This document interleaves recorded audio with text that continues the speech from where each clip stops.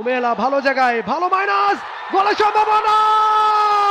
শ্রীমতী তৃষ্ণা রানী সরকার অবশেষে গোলের দেখা পেলেন। ৩-২ গোলে এগিয়ে গেল বাংলাদেশ। বাঁধ ভাঙা উচ্ছ্বাস দর্শকদের। আরো একবার লিড বাংলাদেশের।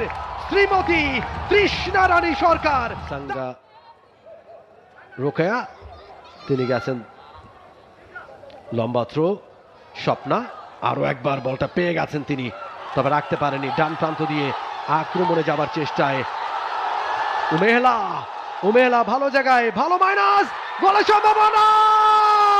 শ্রীমতী তৃষ্ণা রানী সরকার অবশেষে গোলের দেখা পেলেন।